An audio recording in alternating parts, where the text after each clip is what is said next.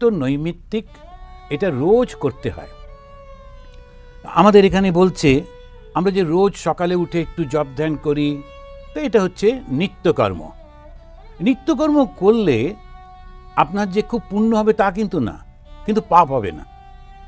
এটা খুব সুন্দর করে বলছে, নিত্যকর্ম যখন আপনি করছেন, রোজ সকালে উঠে ভগবানের নাম করছেন, ভগবানকে একটু পুজো দিচ্ছেন, একটু শাস্ত্র গ্রন্থ একটু পাঠ করলেন বা শুনলেন, এই সমস্ত যে কর্মগুলো করা হয়, যেমন গৃহস্থদের জন্য বলা হচ্ছে পঞ্চমহাযজ্ঞ।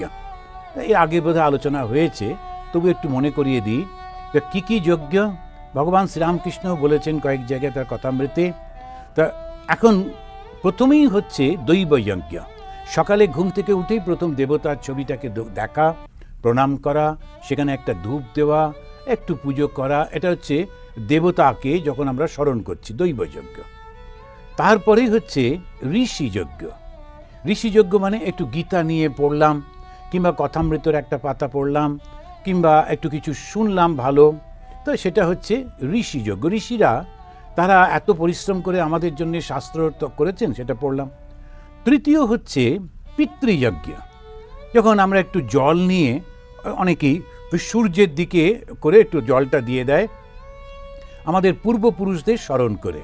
তা আমরা তো বেশি পুরুষ স্মরণ করতে পারি না, তো ওই যার মনে পড়ে, একটা ঠাকুরদাদা, তারপরে ঠাকুমা, এরকম তাদেরকে যারা চলে গেছেন, সেই পূর্বপুরুষদের কথা স্মরণ করে তোমরা ভালো থেকো, যেখানেই থাকো, আর আমাকে আশীর্বাদ করো।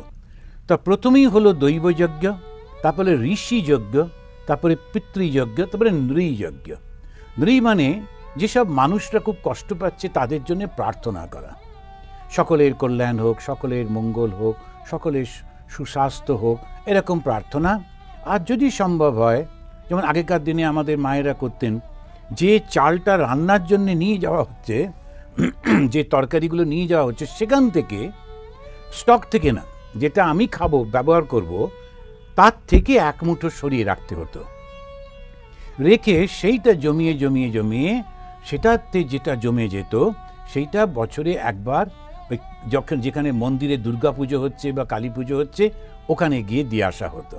আপনাদের মনে আছে শ্রী শ্রী মায়ের জীবনীতে আছে, মায়ের মা খুব কান্নাকাটি করছেন। কেন না, তিনি মা কালীর জন্যে যে চাল জমিয়ে রেখেছিলেন, সেইটা ওই যারা পুজো করবে ওরা বলছে নেবো না।